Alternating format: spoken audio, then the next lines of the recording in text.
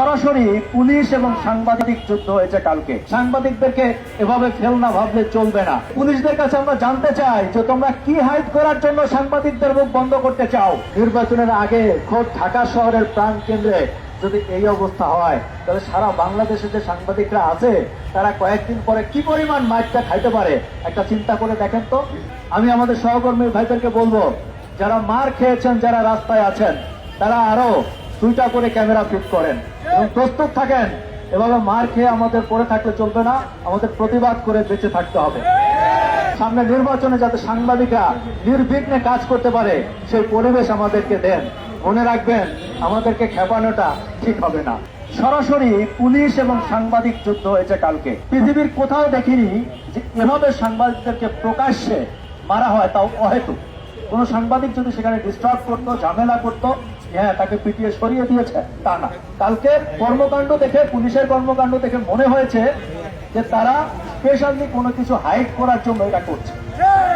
এবং এই পুলিশদের কাছে আমরা জানতে চাই যে তোমরা কি হাইড করার জন্য সাংবাদিকদের মুখ বন্ধ করতে চাও, তোমরা কি লুকাতে চাও জাতির কাছে, সেটা আমাদের কাছে স্পষ্ট করো, ক্লিয়ার করো। সাংবাদিকদেরকে এভাবে ফেল না ভাবলে চলবে না। আমি আমাদের সহকর্মী ভাইদেরকে বলবো, যারা মার খেয়েছেন, যারা রাস্তায় আছেন, তারা আরো 2টা করে ক্যামেরা ফিট করেন এবং প্রস্তুত থাকেন। এভাবে মার খেয়ে আমাদের পড়ে থাকলে চলবে না, আমাদের প্রতিবাদ করে বেঁচে থাকতে হবে। তবে আমি দেখেছি ইতিপূর্বে সাংবাদিকদের উপর যত হামলা হয়েছে বিচার হয়নি। বিচারহীনতার একটা চরম খারাপ পর্যায়ে আমরা আছি। আর তাই তো আমি মাঝে মাঝে আফসোস করে বলি যে এই দেশে কোনোদিন ভালো সাংবাদিক পয়দা হবে না।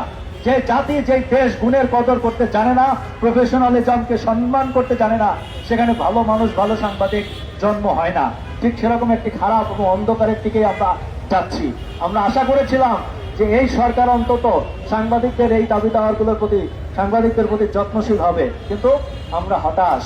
তাই আপনাদেরকে বলবো, যার যার জায়গা থেকে সাবধান থাকুন, সচেতন থাকুন। আর আপনারা চাইলে খুব অল্প দিনের মধ্যে সরকারের কাছে আমরা মাননীয় মহামান্য হাইকোর্টে একটা রিট করতে চাই সাংবাদিকদের নিরাপত্তার ব্যাপারে। আপনারা যদি সমর্থন দেন তাহলে আমরা সবাই মিলে সেটি করতে পারি। আর একটা ব্যাপার আমি আপনাদেরকে বলতে চাই, সরকারকে বলতে চাই, পুলিশ বাহিনীকে বলতে চাই, যার যার কর্মদক্ষতা দিয়ে যার যার পেশা দায়িত্ব পালন করবেন। আপনারা যেমন একটি পেশায় আছেন, আমরা আরেকটি পেশায় আছি। সামনে কয়েকদিন পরে নির্বাচন। নির্বাচনের আগে খোদ ঢাকা শহরের প্রাণ কেন্দ্রে যদি এই অবস্থা হয় তাহলে সারা বাংলাদেশে যে সাংবাদিকরা আছে তারা কয়েকদিন পরে কি পরিমাণ মাইরটা খাইতে পারে একটা চিন্তা করে দেখেন তো। আমরা এখনই পুলিশ ভাইদেরকে, যারা আছেন, যারা সিনিয়র আছেন, তাদেরকে বলবো, আপনারা দৃষ্টান্তমূলক শাস্তি দিয়ে আমাদেরকে দেখান যে আপনারা বিচার করতে পারেন এবং আপনারা ন্যায়ের পক্ষে আছেন। পাশাপাশি সামনে নির্বাচনে যাতে সাংবাদিকরা নির্বিঘ্নে কাজ করতে পারে সেই পরিবেশ আমাদেরকে দেন। মনে রাখবেন,